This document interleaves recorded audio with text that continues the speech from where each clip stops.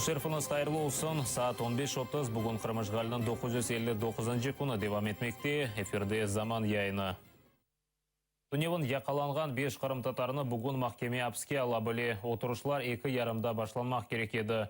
Бұл ақта Құрылтай Саляв комиссиясының ел башысы Заир Смедляев білдірді.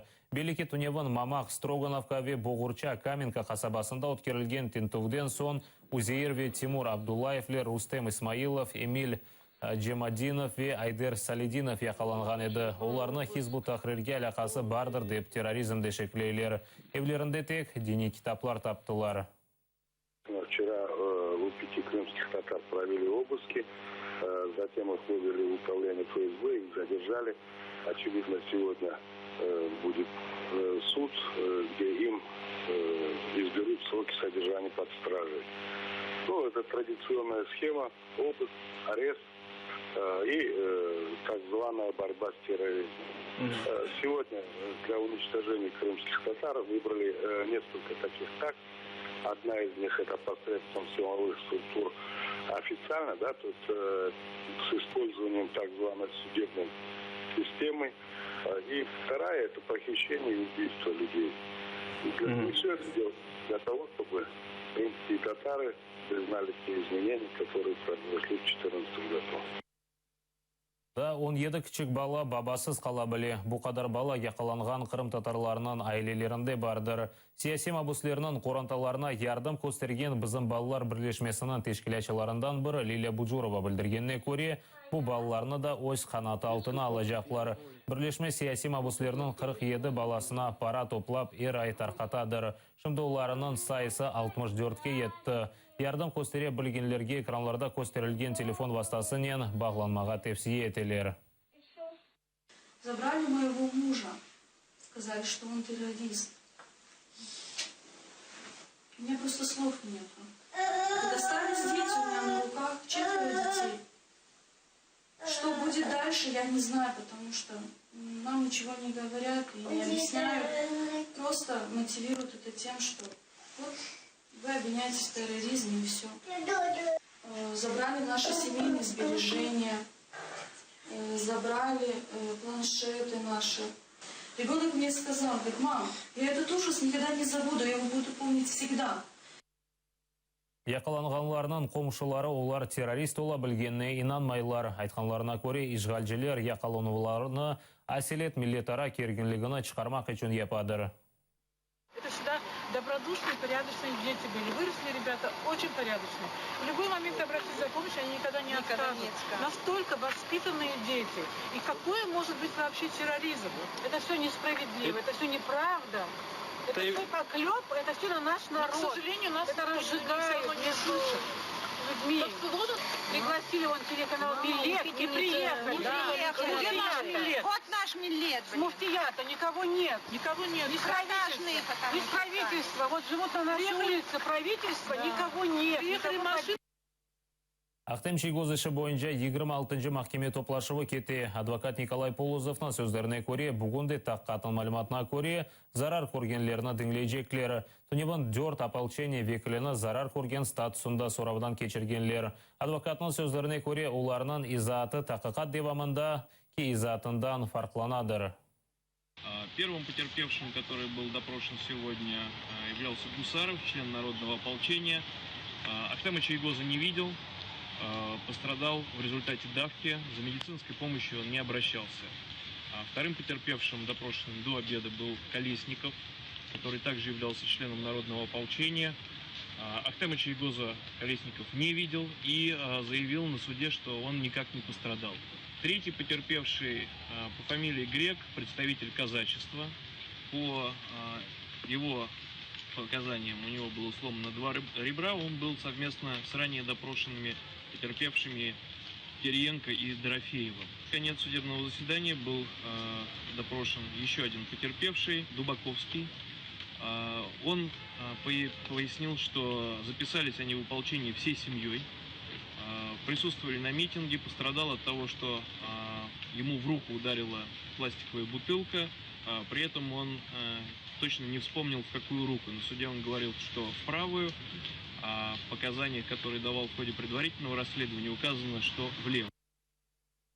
ФСБ Илми Умеровның иши боюнча шартлар олырақ Меджлис азалары Нариман Желялве Ленмар Юнусовны суравдан кечирген. Бу вакытта Нариман Желялозы билдирди. Айтканына көре, тадқиқатчы Илми Умеров иле олган мунасибетлери ве кабаты акта миракланган. Дигер Меджлис азалары Эминя Вамилева ве Мустафа Маушевның суравлары дигер күн кечирилежектир.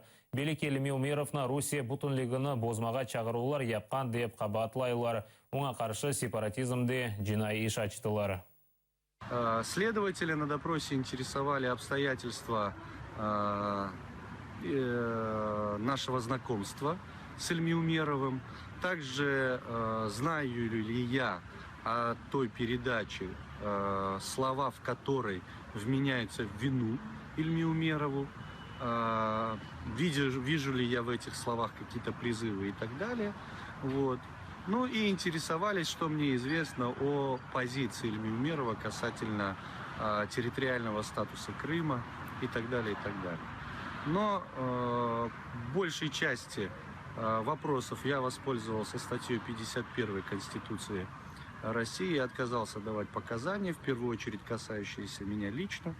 Что касается видеозаписи и конкретной фразы, из-за которой сегодня судят моего друга и коллегу Ильми Умерова, то я заявил, что никаких призывов в этой фразе я не вижу.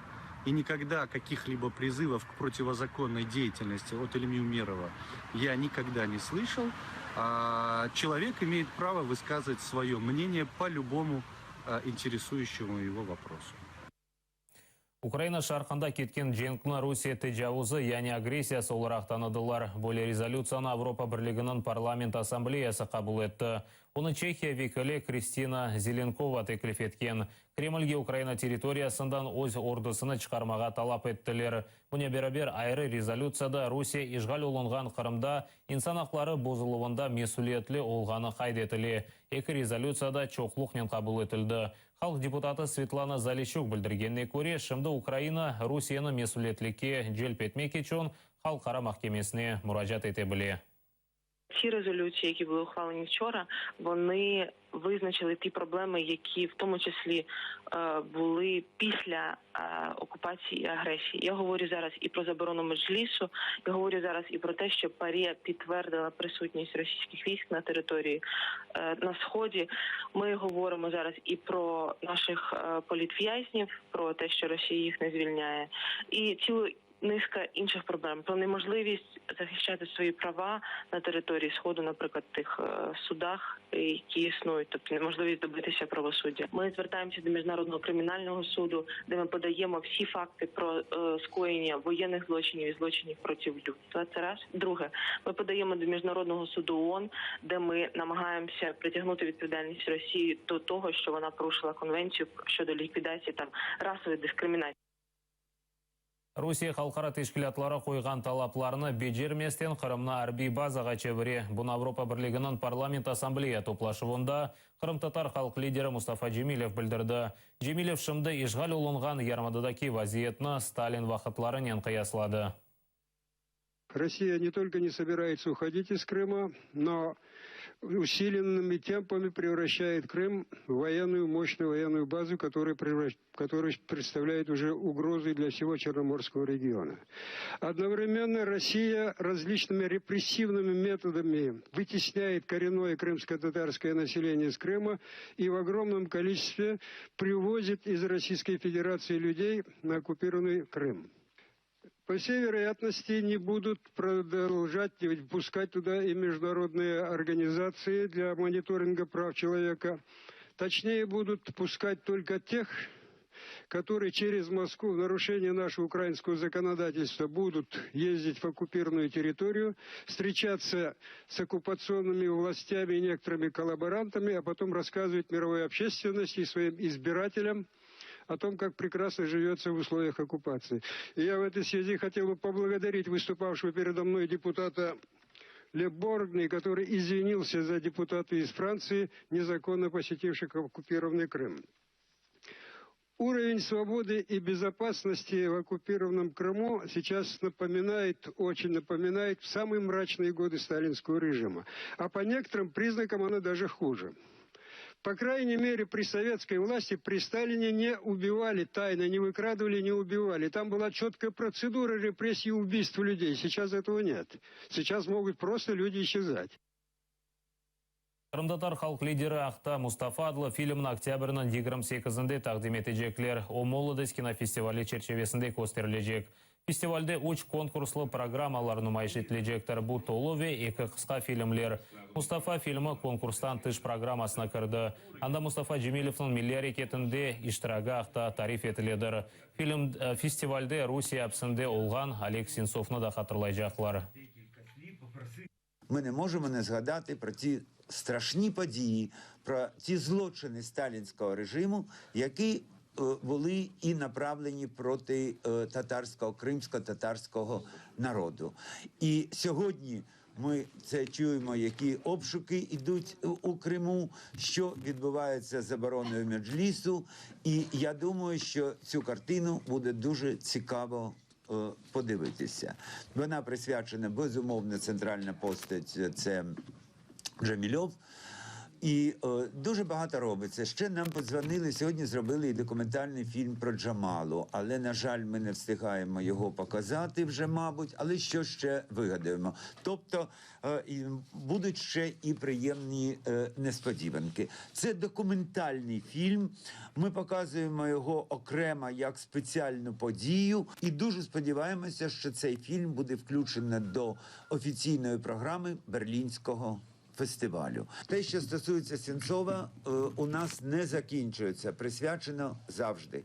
Ми працюємо спільно з Європейською кіноакадемією, яка за нашою ініціативою почала цю підтримку Олега Сенцова. І, безумовно, ви побачите Олега Сенцова на екранах поки що. І ми, як все наше суспільство, за нашого друга, який починав свій творчий шлях на кінофестивалі «Молодість», безумовно продовжуємо боротися. Бұл ноқтада яйынымызны екінлейміз бір-біріңізге. Мұқай толыңыз, невбетекі яйынларымызны қачырмаңыз. Дайыма тірілі олыңыз. Қорышкенже.